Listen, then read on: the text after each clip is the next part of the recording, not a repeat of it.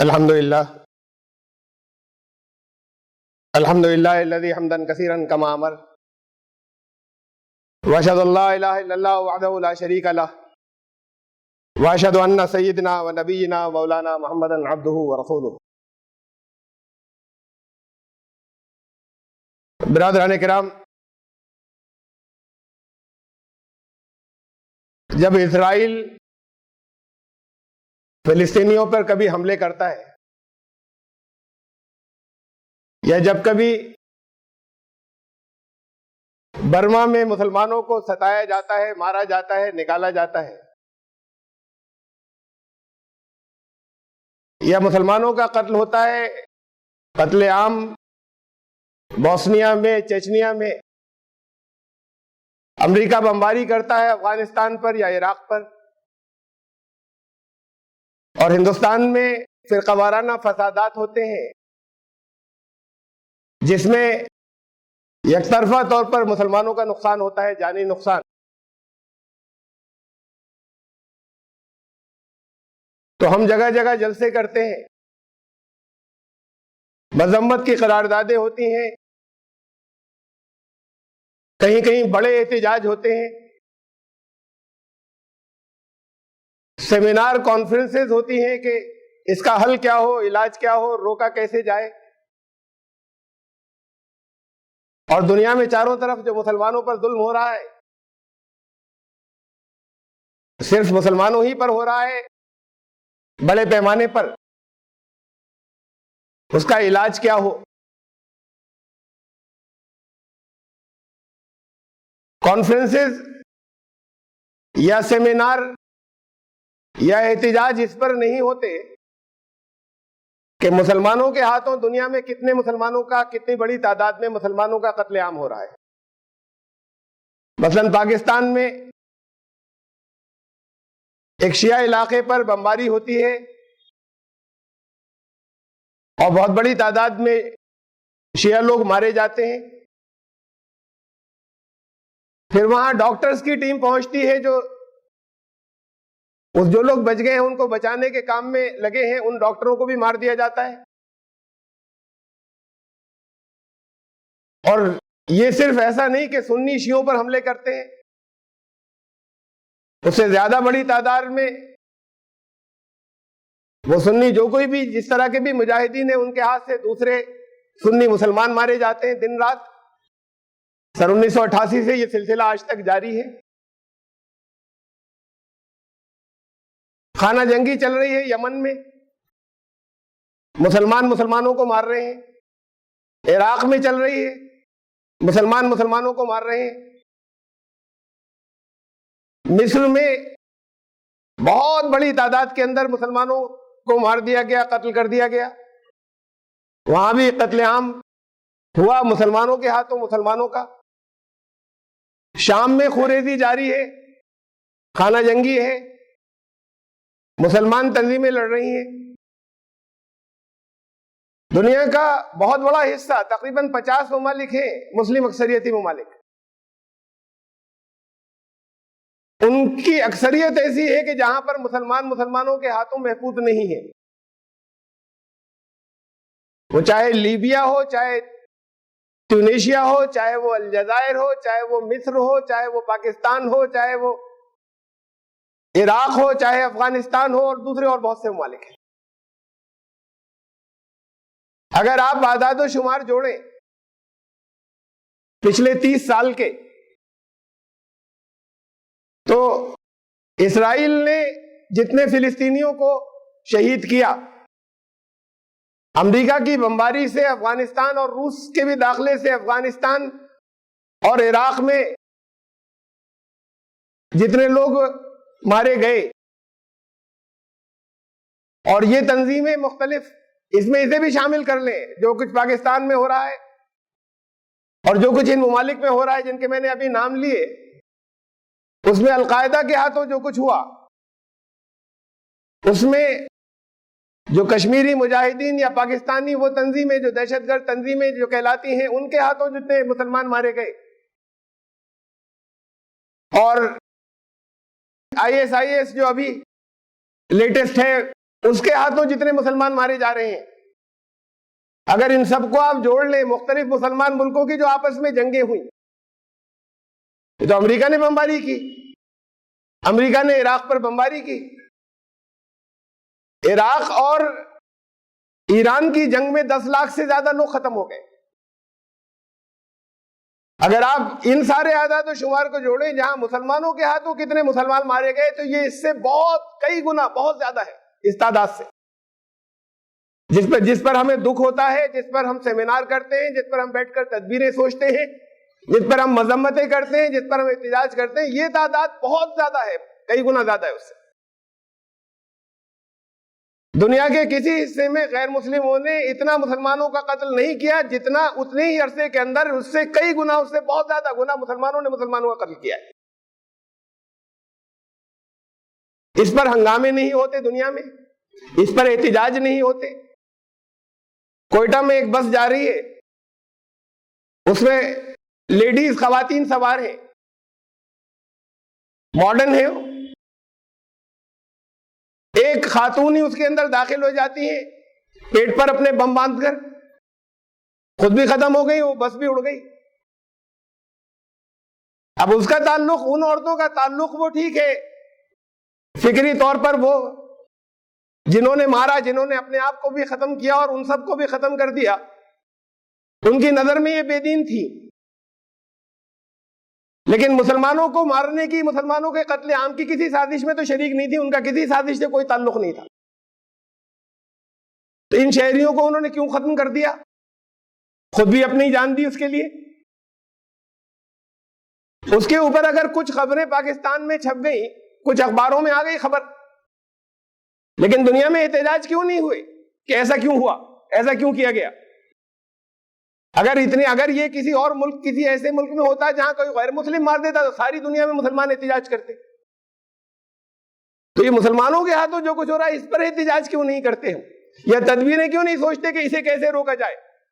اس لیے کہ اس کا 10 گنا نہیں 50 گنا ہے، اس سے بھی شاید کہیں زیادہ ہے، جو تعداد خود مسلمانوں کے ہاتھوں ختم ہو رہے ہیں۔ دنیا میں 10 وہ ملک جو سب سے زیادہ خطرناک سمجھے جاتے ہیں ٹورزم کے لیے، کہیں اگر باہر ملک کے لیے اگر کہیں جاتے ہیں، کسی باہر ملک میں گھومنے کوئی جانا چاہتا ہے تو مختلف طرح کے وہ دیکھتے ہیں، مشورے دیکھتے ہیں، ویب سائٹ کیا کیا لے کر جائیں، کہاں بچیں، کن کن باتوں کا خیال رکھیں، تو وہاں ایک لسٹ بھی آتی ہے کہ یہاں اپنی ذرا آپ کو خطرات بہت ہیں، یہاں پر آپ کے اپنے آپ کو محفوظ تصور نہیں کریں۔ تو 10 جو موسٹ ڈینجرس کنٹریز ہیں ٹورزم کے لیے، سیاحت کے جانے کے لیے، دنیا میں اگر کسی جگہ کوئی گھومنا چاہے تو اس کو جو لسٹ ملتی ہے سب سے زیادہ خطروں کے کہ یہاں اپنا خیال رکھیں، اس میں 10 میں 8 مسلمان ہیں، 8 مسلم میجورٹی، مسلم اکثریتی ممالک ہیں اس 10 کی فہرست میں۔ سب سے اوپر تو کوریا ہے، نارتھ کوریا، لیکن پھر 8 ممالک جو ہیں وہ مسلمان ہیں، کہ یہاں آپ کی جان کو خطرہ ہو سکتا ہے، بہت احتیاط رکھنے کی ضرورت، معلوم نہیں کب کوئی کہاں سے آ کر مار جائے۔ ایسا مسلمان ملک کے بارے میں کیوں مشہور ہے کہ یہاں پر جان کو خطرہ ہے، یہاں پر تم امن میں نہیں ہو، یعنی یہ تو اعلان اس کا ہے کہ جہاں مسلمان زیادہ ہوں گے وہاں دنیا والے اگر جائیں گے تو امن میں نہیں ہوں گے، اپنے آپ کو امن میں محسوس نہیں کریں گے۔ یہ تو تھا مسلمانوں کے ہاتھوں مسلمانوں کے قتل کا ایک نقشہ۔ آپ اعداد و شمار نکالیں، ملیں گی بڑی تفصیل کے ساتھ میں۔ پھر پچھلے 50 سالوں میں قدرتی آفات جو دنیا میں آئی، بڑے پیمانے کی دنیا کے، جس کے اندر کسی ملک میں کوئی بہت بڑی تعداد کا جانی نقصان ہوا، قدرتی آفات جیسے زلزلے، جیسے بڑے سیلاب یا سائیکلون یا لینڈ سلائڈز یا قحط۔ پچھلے 50 سالوں میں جو 10 سب سے بڑے بھیانک یہ قدرتی آفات آئیں، نیچرل کیلامٹیز، اس میں 8 ملک ہیں، کچھ ریپیٹ بھی ہوئے بار بار، اس میں 8 ملک ہیں جہاں بہت بڑی تعداد میں جانی نقصان ہوا۔ اس 8 میں سے 6 مسلم اکثریتی ممالک ہیں۔ تو اللہ کی طرف سے بھی اگر مار پڑتی ہے، قدرتی آفات آتی ہیں، تو وہ مسلم میجورٹی کنٹریز میں آتی ہیں زیادہ. دنیا میں ہر جگہ سلسلہ جاری ہے، لیکن کہیں 10 لوگ مر گئے، کہیں 2 لوگ مر گئے. اگر 5 لاکھ کی تعداد آئے گی تو کسی مسلم میجورٹی کنٹری میں آئے گی 2 اور 10 کے مقابلے میں. جہاں 10 لوگ مرتے ہیں ساری دنیا میں ہنگامہ مچ جاتا ہے کہ 10 لوگ مر گئے، بہت بڑا سونامی، بہت بڑا سیلاب، بہت بڑا کیٹرینا آیا. اور جب وہ مسلم اکثریتی ممالک میں آتے ہیں تو وہاں 5 لاکھ لوگ مر جاتے ہیں. تو یہ بڑے قدرتی آفات جو اللہ کی طرف سے، اور اجتماعی ہلاکت اللہ کی طرف سے عذاب ہوا کرتی ہے. تو اللہ کی عذاب کے فیصلے بھی یہ مسلم اکثریتی ممالک کے اوپر ہو رہے ہیں جہاں مسلمانوں کی آبادی زیادہ ہے. اب سال کے ساتھ میں فیگرز یاد نہیں رہتی، میں نے 5-6 نوٹ کی جہاں بہت بڑے لیول پر تباہی ہوئی. 1970 میں ایک سائیکلون آیا، 5 لاکھ لوگ مارے گئے، 5 لاکھ لوگ ختم ہو گئے. بھولا سائیکلون کا نام تھا پاکستان میں. 1991 میں 91 میں سائیکلون آیا بنگلہ دیش میں، 1,40,000 لوگ ختم ہو گئے. زلزلہ ایک 99 میں ترکی میں آیا، ٹرکی میں 45,000 لوگ ختم ہوئے. 2003 میں ایران میں آیا، 30,000 ختم ہوئے. 2005 میں پاکستان کا جو کشمیر کا حصہ ہے اس میں آیا، 85,000 لوگ ختم ہوئے. یہ قحط کی صورتحال سن 74 میں بنگلہ دیش میں قحط سے 10 لاکھ سے زیادہ لوگوں کی جانیں گئیں 1974 میں. 1991 میں 1991 کے اندر صومالیہ میں 2,80,000 لوگ قحط سے ختم ہو گئے. یہ قدرتی، یہ لاکھوں کی تعداد ہے. دوسری جگہوں پر یہ تعداد لاکھوں نہیں ہوا کرتی. تو یہ مار بھی جو ہے وہ ان علاقوں میں جو مسلم میجورٹی کنٹریز ہیں. اچھا، قحط سے کہیں 10 لاکھ سے زیادہ لوگ کیوں ختم ہو گئے؟ دنیا میں اتنی بڑی تعداد کے اندر مسلمان ہیں، 1.5 ارب مسلمان ہیں. وہ 1.5 ارب مسلمان اگر اپنی ایک دن کی روٹی بھی بھیج دیتے تو وہ 5 لاکھ لوگ نہیں مرتے، صرف ایک دن کی. لیکن کسی کے کان پہ جو نہیں رہے گی، خبریں آتی گئی وہ 5 لاکھ سسک سے مرے. ایسے ہی تھوڑی ہوں گے، سسک کر مرے ہوں گے جو بھوک سے مرے. اگر 1,40,000 لوگ مرے صومالیہ کے اندر، قحط سے مرے، تو یہ تو صرف ایک دفعہ حج کرنے والے اگر اپنے ایک دن کے کھانے کے پیسے وہاں بھیج دیتے، صرف ایک دن کے کھانے کے پیسے بھیج دیتے تو ان کا سال بھر کا انتظام ہو جاتا. کم سے کم وہ مرنے والے نہیں مرتے. دنیا کی طرف سے امداد جاتی ہے ایسی جگہوں پر.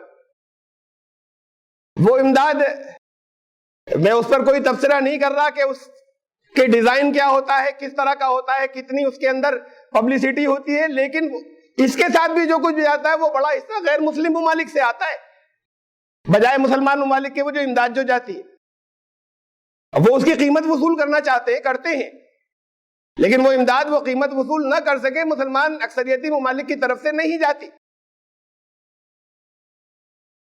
برما میں جو مسلمان مارے گئے اور اس کے بعد پھر بستیوں سے نکالے گئے اور سمندر میں بھٹکتے رہے اور ڈوبتے رہے اور مرتے رہے، ان کو کسی مسلم اکثریتی ملک نے اپنے یہاں پناہ نہیں دی. ہندوستان نے دی کچھ کو، ان میں سے کچھ کو نہیں، اچھی خاصی تعداد کو ہندوستان نے تو پناہ دی. ان کو بنگلہ دیش نے اپنے یہاں داخل نہیں ہونے دیا، ان کو پاکستان نے اپنے یہاں داخل نہیں ہونے دیا، ان کو اور دوسرے مسلمان ممالک نے اپنے یہاں نہیں آنے دیا. وہ ان کو کچھ پناہ ملی تو یہاں ملی. کشمیر میں جو 2005 میں زلزلہ آیا تھا، وہ اس کا زیادہ بڑا حصہ تباہی کا تو پاکستانی کشمیر میں تھا، لیکن یہ ہندوستان کی طرف کا کشمیر کا حصہ بھی متاثر ہوا تھا. اور ہماری ٹیم گئی تھی، میں خود بھی گیا 2 مرتبہ وہاں ریلیف کے کام میں. وہاں 90% آنے والی امداد غیر مسلموں کی تھی. کیرالہ تک سے آ رہے تھے ٹرک. 10% نہیں تھے، 10% سے بھی کم ہوں گے جو مسلمانوں کی امداد آ رہی تھی. لگاتار جو لائن لگی ہوئی تھی، جو لائن ٹوٹتی نہیں تھی ٹرکوں کی امداد آنے والوں کی. اور کشمیر میں گھوم کر ہم نے وہاں سے جو چیزیں وہاں سے خریدنی چاہیے شری نگر سے وہاں پر تقسیم کے لیے، اس میں ہمیں ہر جگہ پر لوٹنے کی کوشش کی گئی. اس کا کوئی اثر نہیں تھا کہ یہ مدد کرنے والے لوگ وہاں ہر جگہ لوٹنے کی. یہ جملے ہم نے ان لوگوں کی زبان سے سنے کہ اچھا ہوا ہمارے گئے، اسی قابل تھے، مدد کیا کرنا ان کی. یہ وہیں اسی کشمیر میں ہم نے لوگوں کی زبانوں سے سنا ہے. اور یہ جو انڈین کشمیر والا حصہ ہے، پاکستانی کشمیر میں تو خیر سارے مسلمان تھے، یہ انڈین کشمیر والا حصہ، یہاں پر اکثریت تو مسلمانوں کی رہتی ہی ہے، لیکن بہت تھوڑی سی تعداد غیر مسلموں کی بھی ہے۔ اس کے بیچ میں کہیں کوئی غیر مسلم تھے، سب بچ گئے، ایک نہیں مارا گیا۔ اس زلزلے کے اندر جو ہم وہاں پر گئے تھے، ہم نے اپنی آنکھوں سے دیکھا، ایک غیر مسلم ختم نہیں ہوا، ان کے بیچ میں رہتے تھے تو بچ گئے، خالی مسلمان ختم ہوئے۔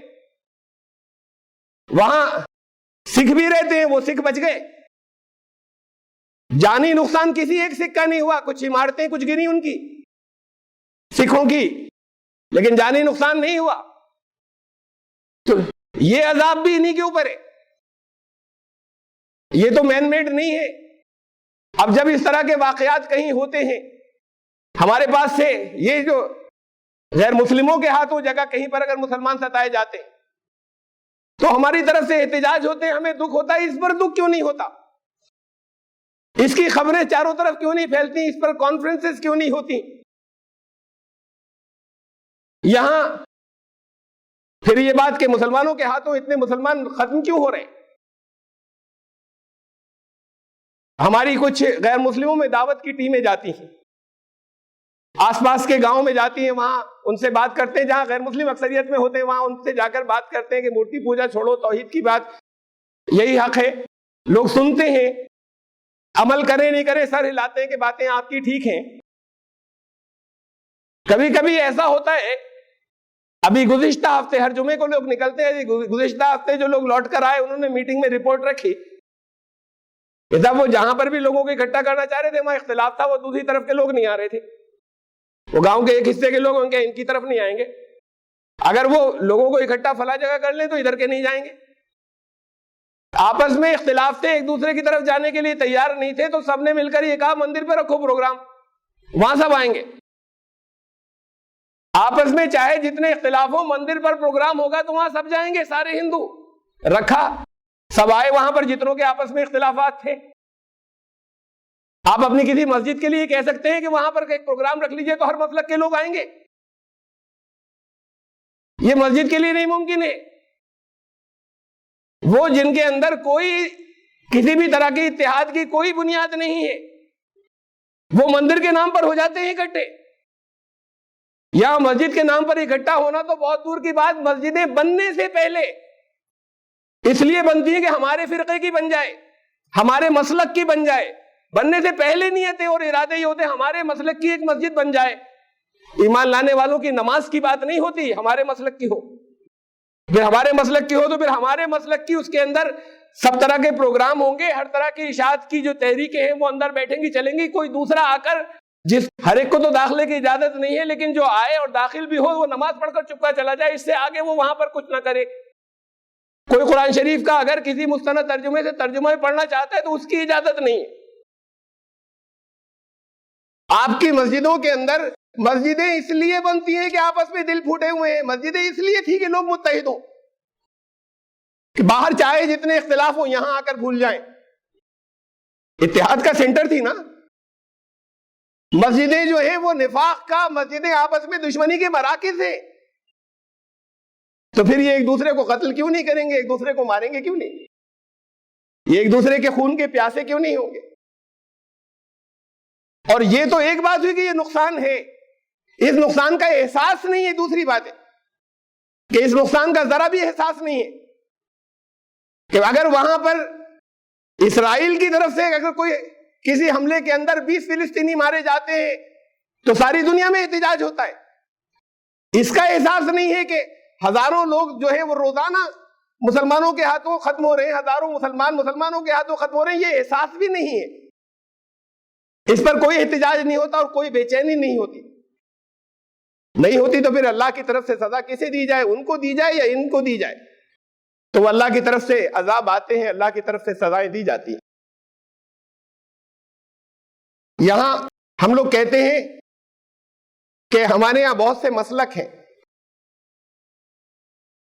ہر ایک جو جس مسلک سے اٹیچ ہو جائے بس اس میں رہے، دوسرے مسلک کی کوئی بات نہ سنے۔ ابھی بات خالی اتنی ہی نہ سنے، عملاً اس سے آگے کی بات یہ ہے کہ مختلف گروپ ایک دوسرے کے بارے میں کہتے ہیں کہ ان سے ہندو کم خطرناک ہیں، عیسائی کم خطرناک ہیں، یہودی کم خطرناک ہیں، یہ زیادہ خطرناک ہے ہمارے یہاں کے دوسرے مسلک والے. یہاں نام یہ آتے ہیں کہ یہ زیادہ خطرناک ہے، وہ کم خطرناک ہے. اب یہاں آپس میں ایک دوسرے کے ساتھ میں یہ خالی اختلاف نہیں ہے، اختلاف رائے نہیں ہے. مسلک کی تقسیم اسے کہتے ہیں جہاں اختلاف رائے ہوتا ہے. اختلاف رائے میں کوئی حرج نہیں، اختلاف رائے صحت مند ہوتا ہے، اس لیے کہ اختلاف رائے میں سمجھ اور فہم اور عقل اور غور و فکر شامل ہوتا ہے، تو مختلف رائے ہو جاتی ہیں کبھی کبھی، تو اس لیے وہ صحت مند ہوتا ہے. اس کے اختلاف رائے کے نتیجے میں آگے اس وقت نہ طے ہو پائے تو بھی آئندہ سنتھیسس ہوتی ہے، اس کا تجزیہ ہوتا ہے اور بہتر چیز نکل کر آتی ہے اختلاف رائے کے نتیجے میں. لیکن اختلاف رائے الگ چیز ہے، مخالفت الگ چیز ہے. جب یہ حصہ مخالفت پر آ جائے تو پھر یہ مسلک نہیں رہتے، یہ فرقے بن جاتے ہیں. اور فرقوں کے بارے میں رسول اللہ صلی اللہ علیہ وسلم نے فرمایا جس کی موت فرقہ بندی کی حالت میں، عصبیت کی حالت میں ہوئی، اس کی موت اسلام پر نہیں ہوئی. قرآن شریف نے کہا کہ یہ قرآن شریف نے ایک جگہ نہیں بہت سی آیات کے اندر یہ بات فرمائی کہ فرقہ بندی کی حالت میں جس کی موت ہوئی اس کی موت اسلام پر نہیں ہوئی. قرآن نے کہا وَلَا تَكُونُوا مِنَ الْمُشْرِكِينَ، تم ان مشرکوں کی طرح مت ہو جانا، مِنَ الَّذِينَ فَرَّقُوا دِينَهُمْ، جنہوں نے اپنے دین میں فرقے بنا ڈالے، فرقوں میں تقسیم ہو گئے. وَكَانُوا شِيَعًا، اور گروہوں میں بٹ گئے. كُلُّ حِزْبٍ بِمَا لَدَيْهِمْ فَرِحُونَ، ہر ایک مست اپنے حصے کے اندر، ہمارا سب کچھ ٹھیک، ساری غلطیاں دوسری جگہ پر. نقشہ کھینچائے. یہ جتنے مسلک کہلاتے ہیں ہر ایک یہی نہیں سمجھتا کہ وہ فرقہ ناجیہ تو ہم ہیں جس کی نجات ہوگی، اور باقی امت کے اندر رسول اللہ صلی اللہ علیہ وسلم نے کہا تھا 73 فرقے ہوں گے، باقی جہنمی ہے. یہ ہمارا والا جو ہے وہ ہے جنتی. آپ اگر کسی مسلک سے اپنے آپ کو جوڑے ہوئے تو کہتے ہیں ہمارا پھر وہ حدیث میں تو لفظ فرقہ ہے، وہاں پر تو مسلک نہیں ہے. جو روایت آتی ہے اس میں تو لفظ فرقہ ہے. اسلام کا فرقوں سے تعلق کیا ہے؟ رسول اللہ صلی اللہ علیہ وسلم یہ کہیں گے کہ کوئی فرقہ جنتی ہوگا. جنہوں نے یہ کہا کہ جو فرقے کے اندر تقسیم ہوا اس کی نجات نہیں ہوگی، وہ اسلام پر موت نہیں ہوئی، باقی 72 جہنمی فرقے ہو. وہ دوسرے جتنے ہیں مسلک والے وہ کہتے ہیں ہمارا فرقہ جنتی اور باقی دوسرے اور 72 یہ سب جہنمی. اچھا جہنمی تو انہیں بھی مانتے ہیں نا جو غیر مسلم ہیں. عیسائیوں کو جہنمی مانتے ہیں، یہودیوں کو جہنمی مانتے ہیں، ہندوؤں کو جہنمی مانتے ہیں. تو اگر ان کو بھی جہنمی مانتے ہیں، ان سے نفرت ان سے زیادہ کیوں ہے؟ اور اگر نفرت کی جب یہ اسٹیج آتی ہے تب وہ مسلک نہیں رہتا، وہ فرقہ ہی ہوتا ہے. بہت سخت باتیں کہی ہیں قرآن شریف نے فرقے کے بارے میں. ان الذین فرقوا دینہم، جن لوگوں نے اپنے دین میں فرقے بنائے، وکانوا شیعاً، اور گروہ میں تقسیم ہوئے، لست منہم فی شیء، رسول کسی معاملے میں تمہارا کوئی تعلق نہیں ان سے. جہاں اللہ کے حکم سے رسول اپنا قطع تعلق جس سے کر لیں وہاں ایمان بچے گا. یہ فرقے کب ہوتے ہیں؟ ہم تو کہتے ہیں ہمارا ایک مسلک ہے، یہ دوسرے مسلک ہے، یہ فلاں ایک اور مسلک میں، یہ کچھ اور مسلک میں ہے. مسلک ہوتا ہے جب کوئی اختلاف کسی مسئلے پہ کوئی اختلاف رائے ہوتا ہے، لیکن وہ اختلاف رائے تک نہیں بچے اور جوتے چلنے لگے، اور کسی جگہ وہ تقریر کر رہے ہوں تو وہ لاٹھیاں برسیں اور ہنگامے مچ کر ان کو مار کر بھگایا جائے، کسی کی بلڈنگیں گرائی جائیں اور آگ لگائی جائے، کہیں پولیس میں درخواست دینے کے بعد انہیں گرفتار اور اریسٹ کرانے کی کوششیں کی جائیں. کل پٹیالہ سے یہاں آ چکے ہیں آپ کے سامنے کئی مرتبہ کمال صاحب تقریر کر چکے، اکیلے پورے پنجاب میں لگے ہوئے. پورے پنجاب میں اگر دین کی دعوت کے لیے اگر لگے ہوئے کوئی آدمی جری طور پر ہمت کے ساتھ میں، اور بھی ہیں تنظیمیں، میں اکیلے ایسا کہوں تو بعض لوگ برا مان جائیں گے، لیکن جس جرت کے ساتھ میں علل اعلان لگے ہوئے تو ایک آدمی ہے، کوئی تنظیم بھی نہیں ہے. تو کل ان کا فون آیا، انہوں نے بھی بتایا کہ ایک ویب سائٹ کھولی گئی اور اس ویب سائٹ کے اوپر ان کے نام سے بہت نفرت انگیز باتیں جو ہیں وہ ہندوؤں کے خلاف اس میں پھیلائی گئی، اور پھر وہ اسے بند کر دیا گیا 3 مہینے چلا کر. اب خاموش بہت دنوں کے بعد، جب بند کر دینے کے بہت دنوں کے بعد پھر پولیس میں درخواست دی گئی کہ انہوں نے ایسی ایسی باتیں کی تھی.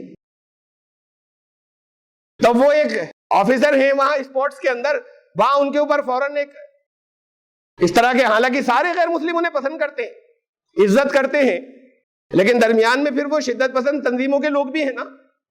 ان کے ایک آفیسر نے فوراً ان پہ ایک انکوائری بٹھا دی. بہرحال انہوں نے بتایا کہ اللہ کی بڑی مدد آئی، چونکہ بڑی تعداد میں وہ لوگ جو غیر مسلم تھے وہ کہتے تھے کہ آپ حق بات کہتے ہیں، آپ سچی بات کہتے ہیں. خود غیر مسلم کھڑے ہو گئے اور انہوں نے انکوائری کی، اور انہوں نے پھر اس آفیسر کے خلاف بھی، اس پر بھی ڈانٹ پڑی کہ تم نے فوراً کیسے انکوائری سیٹ اپ کر دی گئی. اب اس پر انکوائری چل رہی ہے کہ کن لوگوں نے کھولی تھی اور کیا کر رہے تھے. لیکن یہ مسلمان، اصل بات یہ تھی، انہوں نے بتایا کہ یہ شیو سینا والوں کے پاس پہنچے اور انہوں نے کہا دیکھو یہ ان کو ہندوؤں کو کنورٹ کر رہا ہے، یہ بڑا خطرناک آدمی ہے، اس کے خلاف کچھ کرنا چاہیے. تو شیو سینا والوں کے مشوروں سے ان مسلمانوں نے بنائی تھی وہ سازش. تب ان سے ہاتھ ملا کر، اسلام دشمنوں سے ہاتھ ملا کر، جو خود ان کے دشمن ہیں ان سے ہاتھ ملا کر، اس لیے کہ کوئی دین کا کام کر رہا ہے جس کو وہ اپنے مسلک کا نہیں سمجھتے، اسے کسی طریقے سے گرفتار کروا دیں، اس کا کسی طریقے سے کیریئر تباہ کروا دیں، اس کو یہاں سے اکھاڑ دیں، ختم کر دیں. یہ مسلک ہے، یہ اختلاف رائے کی بات ہے خالی، یا مخالفت آگے بڑھ کے دشمنی اختیار کر گئی ہے. یہ پہچان بتائی قرآن نے، قرآن شریف نے پہچان بتائی کہ یہ اختلاف رائے فرقہ کب بن جاتا ہے، اس سے بچیے گا، اس لیے کہ پھر وہ موت اسلام پر نہیں ہوتی. چاہے ہم کتنا سمجھتے ہوں، آپ میں سے ہر ایک سمجھتا رہے کتنا کہ میں جس مسلک میں ہوں وہ فرقہ ناجیہ ہے اور باقی سب جہنمی، کسی فرقے سے وابستہ ہیں تو اسلام پر موت نہیں ہوتی. اگر ایسی حالت میں موت آ گئی تو یہ پہچان بتائی ہے قرآن نے کہ پہلے تمہارے اندر بڑے فرقے تھے. قرآن نے کہا ایمان لانے والو تقوی اختیار کرو جیسا اس کا حق ہے، حق تقاتہ ولا تموتن الا وانتم مسلمون. اور دیکھو ایسی حالت میں موت نہیں آ جائے کہ مسلم نہیں ہو تم.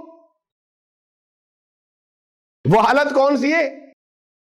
فرمایا واعتصموا بحبل اللہ جميعا ولا تفرقوا، سب مل کر اللہ کی رسی کو، قرآن سے جڑے رہنا، مضبوطی سے پکڑنا. ولا تفرقوا، فرقوں میں مت پڑنا ورنہ اسلام پر موت نہیں ہوگی.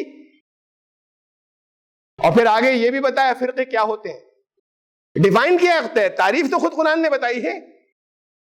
وَاذْكُرُوا نِعْمَتَ اللَّهِ عَلَيْكُمْ إِذْ كُنْتُمْ أَعْدَاءً، یاد کرو تمہارے اندر کتنی دشمنیاں تھیں پہلے آپس میں جب تم اسلام پر نہیں تھے. فَأَلَّفَ بَيْنَ قُلُوبِكُمْ فَأَصْبَحْتُمْ بِنِعْمَتِهِ إِخْوَانًا، اللہ نے اسلام کے ذریعے تمہارے دلوں کو جوڑا اور تم بھائی ہو گئے، اخوان ہو گئے. تو جب فرقے نہیں ہوں گے تو بھائی ہوں گے، وہ آپس میں اخوان ہوں گے. جب فرقے ہوں گے تو دشمن ہوں گے. یہ پہچان بتائی. اب وقت یہ کیا نہیں آیا، ہمارے سامنے سوال کھڑے ہوتے ہیں، یہ ہیں اسلام دشمن، جگہ جگہ ویب سائٹس کے اوپر یہ سوال ہیں موجود کہ اسلام میں یہ قوت نہیں ہے کہ لوگوں کے دلوں کو جوڑ سکے.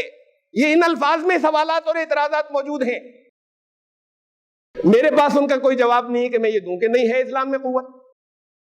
وہ کہتے ہیں اسلام میں یہ قوت، یہ طاقت نہیں ہے. پوری تاریخ اٹھا کر دیکھ لیجئے کہ لوگوں کے دلوں کو جوڑ دے. یہ اسلام کے ماننے والے تو آپس میں ایک دوسرے کا خون ہی بہاتے رہے ہیں ہمیشہ. اب وہ ہمیشہ کی بات پرانی چھوڑ دیجئے، لیکن وہ ایک بڑی لمبی ادھر قریب کے دور کی تو کافی عرصے سے ایک لمبی تاریخ اٹھا کر رکھ دیتے ہیں سامنے کہ یہ صرف ایک دوسرے کے خون بہاتے ہیں. اگر اسلام جوڑ سکتا ہے تو یہ ایک دوسرے کا خون کیوں بہا رہے تھے؟ ہمارے پاس کیا جواب ہے؟ یہ جواب نہیں دے سکتے ہم. اس جواب کے لیے تو ہمیں آپس میں بیٹھنا پڑے گا کہ ہم کیا جواب دیں، مل کر طے کریں کہ انہیں کیا جواب دیں. اور انہیں جواب دینا بھی اتنا ضروری نہیں ہے. اصل میں تو یہ درد بھی ہمارے دل کے اندر پیدا نہیں ہو سکا ابھی کہ یہ ہو کیوں رہا ہے، یہ کیوں ایک دوسرے کو مار رہے ہیں. اس سے زیادہ یہ ساری پوری دنیا کے اندر سارے غیر مسلموں نے مل کر مسلمانوں کو اتنا نہیں مارا ہے جس کا 10 گنے، جس کا 50 گنا خود مسلمانوں نے مسلمانوں کو مار دیا ہے. یہ کیوں ہو رہا ہے؟ یہ ہمیں جب دکھ بھی نہیں ہے اور اس کے اوپر اکٹھے نہیں ہوتے تو جواب کیا دیں؟ اب اگر کسی جگہ ایک حادثہ ہو جاتا ہے اور روز ہو رہے ہیں، اخبار میں خبر آتی ہے، وہ خوب تالیاں بجاتے ہیں، سارے میں پروپیگنڈا کرتے ہیں، تو ہمارے پاس سے 2 طرح کے جواب آتے ہیں. ایک تو انکار کا آتا ہے کہ نہیں نہیں سب ان کا پروپیگنڈا ہی ہے، پھر یہ سارا ان کے ہاتھ میں، یہ پروپیگنڈا کر رہے ہیں، ایسا کچھ ہوا ہی نہیں. ایک حصہ تو یہ کہتا ہے اب یہ روز آ رہے ہیں اور روز ہم تردید کر رہے ہیں، ایسا کچھ نہیں ہوا، یہ صرف ان کا پروپیگنڈا ہے. ایک دوسرا ہوتا ہے ڈیفینسو جواب، جہاں یہ ہوتا ہے کہ یہ ہو تو رہا ہے لیکن اس میں اصل میں امریکہ کا ہاتھ ہے. ہاں یہ مسلمانوں کو مار رہے ہیں لیکن اسرائیل کا ہاتھ ہے اس میں. یہ مسلمانوں کو مار رہے ہیں، لیکن یہ اس کے اندر ہندوستان کی سازش ہے۔ اب یہ دوسرا جواب یہ ہوتا ہے، اسے بیٹھ کر سوچنے کے لیے تیار نہیں ہے کہ یہ کیوں ہو رہا ہے۔ یا تو کہہ دیا نہیں ہو رہا ہے، یا کہہ دیا کہ امریکہ کی، اسرائیل کی، ہندوستان کی سازش ہے۔ ارے سازش ہے تو مار وہ تو نہیں رہے، مار تو یہ رہے نا، سازش کے شکار یہ کہاں سے ہو رہے ہیں؟ اور پھر دنیا کے اتنے بڑے حصے کے اندر ہو رہے ہیں، جگہ جگہ ہو رہے ہیں، لگاتار ہو رہے ہیں، اب سے نہیں، 10 سال سے نہیں، 20 سال پہلے سے نہیں، 50 سال نہیں، 100 سال سے، یہ سلسلہ جاری ہے لگاتار۔ ایک تنظیم ختم نہیں ہوتی ہے، دوسری کھڑی ہو جاتی ہے، جو شدت پسند ہوتی ہے، دہشت گرد کہلاتی ہے۔ تو پھر یہ جواب کیا دیں؟ پھر کوئی حادثہ ہوتا ہے جو روز ہو رہے ہیں تو ہم جیسے کھڑے ہو کر کہہ دیتے ہیں یہ اسلام ہے ہی نہیں۔ نہیں بھئی، اس سے آپ متاثر مت ہوئیے گا، یہ غیر مسلم اور اس ساری دنیا، یہ لوگ مسلمان ہی نہیں ہے، اسلام ہی نہیں ہے۔ میرے کہہ دینے سے کیا ہوتا ہے کہ یہ اسلام نہیں ہے، یا میرے جیسے کچھ اور لوگ کھڑے ہو کے کہہ دیں کہ یہ اسلام نہیں ہے صاحب، یہ بات ختم ہو جائے گی، یہ سلسلہ رک جائے گا کہ اصل تو اسے رکنا ہے۔ جب تک وہ لوگ جو غیر جانبدار ہیں، جو ایسی کسی شدت پسند گروپ میں شامل نہیں ہیں، جو کسی بالکل کٹر مذہبی فرقے کے اندر شامل نہیں ہیں، جن جو برین واشڈ اس سے نہیں ہو گئے ہیں، جب تک وہ بڑی اکثریت پہلے تو اس بات کا احساس کرے، جب تک یہ احساس نہیں کرے گی کہ یہ کیوں ہو رہا ہے، اسے رکنا چاہیے سلسلے کو، اور پھر اس کے بعد کھڑے ہو اور ان کی مخالفت کریں کہ یہ ہم نہیں ہونے دیں گے اپنے ہاں، تو یہ خاموش بیٹھے رہیں گے جب تک، تو پھر یہی ہوگا، کچھ لوگ کہیں گے کہ نہیں جھوٹ ہے، ایسا کچھ ہو ہی نہیں رہا، کچھ کہیں گے کہ اس میں فلاں ملک کی سازش ہے، کچھ یہ کہہ دیں گے کوئی بات نہیں، یہ انہوں نے کیا نا، لیکن یہ اسلام نہیں ہے، اصل میں تو کچھ کرنا چاہیے نا۔ تو پھر سیمینار اس کے اوپر ہو، پھر ہمارے علماء کی تقریریں اس پر کیوں نہیں ہوتی؟ ہمارے علماء کے آپس میں مختلف مسلکوں کے سر جوڑ کر بیٹھتے کیوں نہیں اس بات کے اوپر کہ ایسا کیوں ہو رہا ہے اور اس کو کیسے روکا جائے؟ اگر کشمیر میں کچھ مسلمانوں کو تب تو علماء مختلف مسلک کے اکٹھے ہو کر بیان دیں گے، اس پر کیوں بیان نہیں آتے، اور اس پر کیوں اکٹھے نہیں ہوتے، اور اس پر کیوں سوچا نہیں جاتا؟ بہت اہم بات ہے، بہت اہم موضوع ہے۔ آج دنیا میں 1.5 ارب مسلمان ہیں، یہ 1.5 ارب مسلمان عیسائیوں کے بعد سب سے بڑی تعداد ہے، ان سے تھوڑے سے زیادہ عیسائی ہیں، اور ان کا 50 اکثریتی ممالک ہیں، وہاں پر آپس میں ایک دوسرے کو مار رہے ہیں، اور جو اقلیتی ہیں جہاں پر کم ہیں وہاں پر وقتاً فوقتاً غیر مسلموں کے ہاتھوں ستائے جاتے ہیں، تو ان کے حصے میں صرف یہی رہے گا ہمیشہ، اور پھر اللہ کی طرف سے مار چپت انہی کے اوپر پڑے گی، زلزلے بھی نہیں کے آ جائیں گے، سیلاب بھی نہیں کے آ جائیں گے، قحط بھی نہیں کے آ جائیں گے۔ اسے بیٹھنے کی، سوچنے کی ضرورت ہے، اور خالی سوچنے کی کچھ یہ پیدا ہو جائے چیز تو پھر اس میں ضرورت اس بات کی ہے کہ ہم انہیں متوجہ کریں جو اہل علم کہلاتے ہیں، ان کو توجہ دلائیں کہ کیا اس پر کوئی ضرورت نہیں ہے کہ آپ کو یہ بیان ہی جاری فرما دے۔ اگر پاکستان میں شیعوں کا گروہ مارا گیا اور وہاں کی ایک تنظیم نے یا طالبان نے کہیں ان پر حملہ کر دیا، تو کیا یہاں کے یا باقی دنیا کے سنیوں کو ضرورت نہیں ہے کہ وہ اس کی مذمت کریں اور یہاں پر احتجاجی جلوس نکالیں کہ ایسا کیوں ہو رہا ہے؟ کہ اگر شیعہ مارے گئے، اور اگر سنیوں کے ہاتھوں سنیوں مارے جائے، تب ہونا تو یہ چاہیے کہ دنیا میں کسی جگہ بھی ایک مسلمان کو کوئی تکلیف ہو تو اخوان کا مطلب یہ، بھائی کا مطلب یہ ہے کہ ہاں کچھ باتوں پہ ہمارا اختلاف رائے ہے، لیکن ہے تو ایک امت کے۔ اگر آپ اتنی بڑی تعداد کو خارج کر دیں گے، شیعوں کو پہلے خارج کر دیجئے، سنی حضرات کر دیں کہ وہ تو مسلمان ہی نہیں ہے، تو پھر آپ کی تعداد 1.5 ارب نہیں ہے۔ پھر یہ کیوں کہتے ہیں ہم مسلمان اتنے ہیں دنیا میں، اس میں تو وہ بھی شامل ہیں، تب انہیں گن لیتے ہیں کہ اتنے مسلمان ہیں، انہیں ہٹائیے، اچھا 1 ارب رہ گئے۔ اس کے بعد پھر انہی میں سے بریلوی کہتے ہیں یہ مسلمان نہیں ہے، دیوبندی کہتے ہیں یہ مسلمان نہیں ہے، بریلوی، تب وہ 1.5 ارب بھی نہیں رہ گئے، وہ 50 کروڑ رہ گئے۔ پھر ان گروپوں میں سے الگ الگ ایک دوسرے کو خارج کرنے والے ہیں۔ کسی نے کہا اگر نماز میں رفع یدین نہیں کرتے تو دین سے خارج، اور خارج کر دیجئے، کتنے لوگ نہیں کرتے؟ 95% نہیں کرتے، یہ 95% خارج مسلمان کتنے رہ گئے دنیا میں؟ 50 لاکھ۔ تو کرتے رہیے خارج اپنے اپنے عقیدوں کی بنیاد پر۔ اور دوسری بات یہ کہ ہاں ہے اختلافی باتیں اختلافی زیادہ بڑی ہیں اور سیریس ہیں، لیکن اتحاد کی بنیادیں کتنی ہیں؟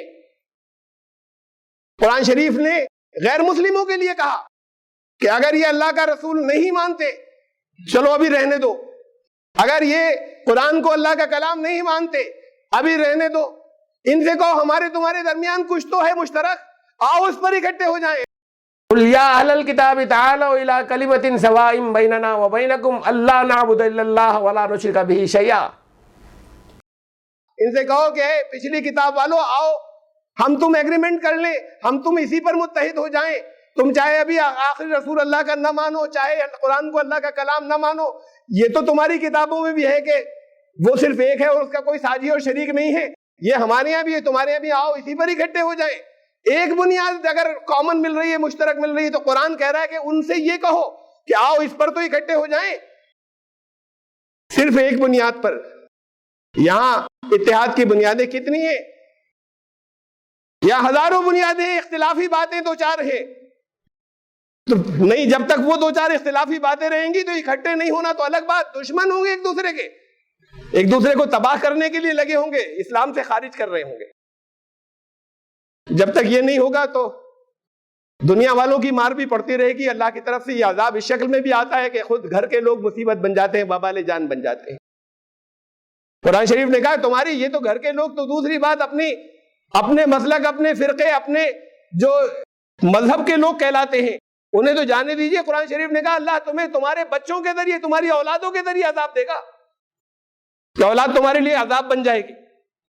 تو پھر یہ تو گھر کے لوگ ہیں، یہ تو اس اولاد سے ذرا سا آگے کے خاندان کے لوگ ہیں، تو پھر یہ ایک دوسرے کو ماریں گے، یہ بھی اللہ کا عذاب ہے، اور دوسروں کے ہاتھوں پٹائی ہوگی وہ بھی اللہ کا عذاب ہے، اتنا بھی کافی نہیں ہے، پھر زلزلے آئیں گے، پھر سیلاب آئیں گے، پھر قحط آئیں گے، وہ بھی تمہارے یہاں آئیں گے۔ اور نقصان کی بات جو ہے وہ یہ ہے کہ جو علامہ اقبال نے فرمایا تھا، وائے ناکامی متائے کارواں جاتا رہا، کارواں لٹ گیا، بڑا نقصان ہو گیا۔ لیکن اس سے زیادہ بڑا نقصان ہے لٹنے سے، کارواں کے دل سے احساس زیاں جاتا رہا۔ یہ احساس نہیں ہے کہ نقصان ہو گیا، اس کا احساس نہیں ہے، ایک تو نقصان ہوا، اس پر چونکنا چاہیے، نقصان ہونے جانے کا احساس نہیں ہے، یہ احساس ختم ہو گیا کہ نقصان ہو رہا ہے۔ جو قوم عذاب میں سے گزر رہی ہو اللہ کے، اسے یہ احساس نہ ہو کہ ہم اللہ کے عذاب میں سے ہوں، کہیں یہ قوم عذاب میں آئیں گی، یہ جو کافر ہے۔ کافر کا مطلب صرف انکار کرنے والا نہیں ہوتا، ہم تو اسی کو لیتے ہیں نا، یہ نہیں مانتے اسلام کو، انکار کر رہے ہیں، کافر۔ کافر کا ترجمہ ہوتا ہے ناشکرا، کافر کا مطلب ہوتا ہے چھپانے والا، کسی کے پاس حق بات ہے چھپائے بیٹھا ہے، لے کر نہیں جا رہا، کافر۔ کسی کے پاس نعمت ہے، اس نعمت کا صحیح، دین کی نعمت کا، قرآن کی نعمت کا صحیح استعمال نہیں کر رہا، ناشکرا۔ یہ ناشکرا تو جس کے پاس نعمت ہوگی وہی ناشکری کرے گا نا، جس کے پاس نعمت نہیں ہوگی وہ ناشکری کرے گا کہاں سے؟ تو کافر کا مطلب ہوتا ہے ناشکرا۔ ترجمہ ہر جگہ انکار کرنے والا کر لیتے ہیں، ان تمام آیات میں جہاں کافر لفظ ہے یہ بھی پڑھیے، اس ترجمے کے ساتھ بھی پڑھیے، پھر دیکھیے کہ ہم کہاں پر کھڑے ہیں، اور پھر اللہ کا عذاب کیوں نہ آئے۔ اور پھر یہ بھی فرما دیا کہ اگر طرز عمل نہیں بدلا، وَإِن تَتَوَلَّوْا، تم نے پیٹ پھیر لی، چاہے نمازیں پڑھنے والے ہو، سارا دین اس جگہ پر آ گیا، فرض ہے۔ میرے زبان سے بار بار یہ بات آتی ہے، لوگ سمجھتے ہیں کہ شاید اس کی تخفیف کر رہے ہیں، اسے ہلکا کر رہے ہیں، یہ تو لازم ہے اور ضروری ہے، لیکن دین صرف یہ نہیں ہے۔ دین تو بندگی کا نام ہے 24 گھنٹے کی، کہ اللہ کی مرضی کے مطابق ساری زندگی گزرے، دین تو وہ ہے۔ تو پھر اس کے بعد اگر یہ تقاضے دین کے پورے نہ ہوتے ہو تو پھر یہ بھی فرما دیا کہ تم نے اگر پیٹ پھیر لی، اللہ کی طرف سے ایک ڈھیل ہے، ایک مدت ہے طے، وہاں تک ڈھیل دی جاتی ہے، اور پھر اگر وہ مدت پوری ہو گئی اور تم پیٹ پھیرے رہے، وَإِن تَتَوَلَّوْا يَسْتَبْدِلْ قَوْمًا غَيْرَكُمْ، تو وہ تبدیل کر کے پھر ایک دوسری قوم کو لائے گا، پھر تمہاری اللہ کی نظر میں کوئی ویلیو نہیں ہوگی، تم کہتے رہو اپنے آپ کو مسلمان ہیں، اللہ کی تبدیل کر کے دوسری قوم کو لائے گا، تم لَا يَكُونُوا أَمْثَالَكُمْ، ان کی مثال تم جیسی نہیں ہوگی، وہ پھر یہ حرکتیں نہیں کریں گے، وہ ہوں گے اللہ کے محبوب بندے۔ ہم کہتے رہے کہ ہمیں، یہودی بھی تو یہی کہتے ہیں کہ ہمیں اللہ کے محبوب بندے، آج تک کہتے چلے آ رہے ہیں۔ تو قرآن شریف نے کہا کہ ان سے سوال کرو، فَلِمَ يُعَذِّبُكُمْ بِذُنُوبِكُمْ، پھر تمہاری حرکتوں پہ اللہ تمہیں سزائیں کیوں دے رہا ہے؟ یہاں پر یہ سوال قرآن نے کہا ہے کہ ان سے کرو، تم کہتے ہو ہم اللہ کے محبوب ہیں، ہم اللہ کی محبوب امت ہیں، یہ کہا ان سے یہ سوال کرو کہ اللہ پھر تمہیں تمہارے غلط اعمال کی سزائیں یہیں دنیا میں دے کیوں رہا ہے؟ یہ سوال آپ حق رکھتے ہیں یہودیوں سے کرنے کا؟ سزائیں تو مل رہی ہیں آپ کو، وہ تھا دور کبھی جب انہیں سزا مل رہی تھی، اب سزائیں انہیں مل رہی ہیں، اور پھر یہی کہے جا رہے ہیں کہ ہم ہیں اللہ کی محبوب امت اصلی۔ اسے سوچیں، اپنے دین کے بارے میں سوچیں، امت کے بارے میں سوچیں، اور پھر خالی خاموش تماشائی نہیں بنے، کچھ کریں، کچھ چھوٹے چھوٹے سے اگر تھوڑے سے تو تھوڑے سے لوگ مل کر غور کریں کہ یہ آپس میں ایک دوسرے کے گلے کیوں ناپ رہے ہیں۔ ہوگا اختلاف رائے تو بات کریں گے اس پہ صحت مند، لیکن وہ اختلاف مخالفت میں اور دشمنی میں نہ بدلے۔ جب تک یہ حصہ ختم نہیں ہوگا تو پھر یہ 1.5 ارب کی تعداد کہاں سے بنے گی؟ اور جب واقعی 1.5 ارب کی تعداد بن جائے گی تو 1.5 ارب کیا، یہ تو 50 کروڑ کافی ہوں گے ساری دنیا کے لیے، جو واقعی ایسے ہوں گے جن کے دل ایک دوسرے سے جڑے ہوں گے۔ پھر کہیں پہ کوئی بھوکا نہیں مرے گا، پھر قحط نہیں ہوگا۔ یہ تعداد جو میں نے تھوڑی سی آپ کو دیکھ کر آپ کو سنائی تھی مختلف جگہوں پہ، کچھ سیلابوں کی، کچھ سیلاب میں ختم ہو جانے والوں کی، کچھ زلزلے میں ختم ہو جانے والوں کی، کچھ فاقہ مستی سے قحط میں ختم ہو جانے والوں کی، اتنے لوگ تو بیچارے وہ تھے جو ختم ہو گئے، جو زندہ تھے وہ ان کی تعداد تو اس سے 20 گنی ہوگی جو سسکتے رہے ان زلزلوں سے بچنے کے بعد، جو تباہ ہو گئے، جو مرے تو نہیں اس قحط سے لیکن اس کے بعد برسہ برس سسکتے رہے، جو زندہ رہ جانے والے ہیں وہ تو عذاب ان کے اوپر جاری رہا۔ یہ تو تعداد صرف مرنے والوں کی تھی، کسی فساد میں مرنے والے اور پھر لٹ جانے والے تو پوری زندگی تباہ ہو جاتی ہے۔ تو اس پر بیٹھ کر سوچیں کہ یہ اللہ کا عذاب ہم پہ سے کیسے ہٹے گا، ورنہ اس عذاب کے اندر زندگی گزارتے رہے اور یہ بھی نہیں پہچانے کہ ہم عذاب میں گرفتار ہیں۔ آپ کے اوپر عذاب طرح طرح کے مسلط ہیں، یہ سارے عذاب ہیں، پھر آپ کے اوپر عذاب مسلط ہے ایک ذلت کا عذاب، دنیا میں جگہ جگہ مسلط ہے، یہ علاقائی طور پر بھی ہے اور بین الاقوامی طور پر بھی ہے، یہ ذلیل ہو رہے ہیں دوسروں کے ہاتھوں، اور اسے پھر عذاب نہیں سمجھتے، اللہ کا عذاب نہیں سمجھتے۔ اللہ کے عذاب کو ہٹانے کی تدبیریں سوچیں بیٹھ کر، اور اس میں اس اختلافات کو بھلا دیں، جو جن باتوں پر کچھ اختلاف ہے ان پہ کریں گے وہ اچھے انداز میں، بھائی کے انداز میں اختلاف رائے کے اوپر گفتگو جاری رہے، لیکن مشترک بنیادوں پر اکٹھے تو ہو جائیں، اور اس کی شروعات کریں وہ لوگ جو نیوٹرل لوگ ہیں، اگر اس عذاب کو اپنے اوپر سے ہٹانا ہے، ورنہ سب بیٹھ کر دیکھتے رہیں گے اور جہاز ڈوبتا رہے گا۔ اگر اس کے اندر سے پانی نکالنے کی کوشش نہیں کی گئی کہ پانی بھر رہا ہے، لوگ دیکھتے رہے کہ صاحب سوراخ تو انہوں نے کیا تھا۔ ایک حدیث کا مفہوم ہے جو میں نے ابھی بیان کیا کہ لوگ دیکھتے رہے کہ سوراخ تو انہوں نے کیا تھا، اگر یہ دیکھتے رہے کہ انہوں نے کیا تھا اور وہ بیٹھے رہنے والے تو ان کو بھی ڈوبنا ہی ہے ساتھ میں، اگر وہ بیٹھے دیکھتے رہے تو اس کو نکالنے کی تدبیریں کریں، یہ دیکھیں کہ اس میں سوراخ کرنے والوں کو روکنے کی بھی کوشش کریں۔ اللہ تعالی ہمیں نقصان کے احساس کی طلب تو پہلے عطا فرمائے کہ احساس تو پیدا ہو جائے کہ نقصان ہو رہا ہے۔ احساس جب بھی پیدا ہو جاتا ہے، کسی بیماری کا احساس نہیں ہے تو وہ مریض نہیں بچے گا، جب احساس ہو جائے تو علاج کرے گا نا، علاج تو ہو جائے گا، معالج موجود ہے، نسخہ شفا موجود ہے۔ دنیا سے کہتے ہیں سب سے بڑا نسخہ ہمارے پاس ہے، ہم سسک رہے نا، یہ ہمیں یہی کہنا پڑتا ہے، ہم اگر جاتے ہیں کچھ غیر مسلموں کے پاس ہمیں یہی کہنا پڑتا ہے کہ ہم سسک رہے ہیں، جس بیماری سے یہ اس کی دوا ہے، ہم نے استعمال نہیں کی، اصل میں تم کر لو، تم نہیں سسکو گے۔ کیسے کہیں بھائی کہ تم استعمال کر لو، تمہیں یہ بھلے چنگے ہو جاؤ گے، تمہیں یہ بیماری ہوگی نہیں، اسی بیماری سے خود تڑپ رہے۔ تو وہ حیرت سے دیکھتا ہے منہ اٹھا کر کہ دماغ تو نہیں چل گیا ان کا کہ اسی بیماری سے خود تڑپ رہے ہیں، دوا دے رہے ہیں ہمیں۔ تو یہ علاج تو ہو جائے گا، علاج کر لیں گے۔ نقصان کا احساس جب پیدا ہو جائے گا، جس دن یہ محسوس ہوگا کہ نقصان ہو رہا ہے، اللہ تعالیٰ یہ تو پہلی اسٹیج ہے دعا، بجائے اس کے کہ یہ مانگے کہ نقصان نہ ہو، اللہ سے دعا ہے کہ اللہ نقصان کا احساس پیدا کر دے۔ بارک اللہ لنا وفی القرآن العظیم، انہ تعالی جواد کریم الملک البر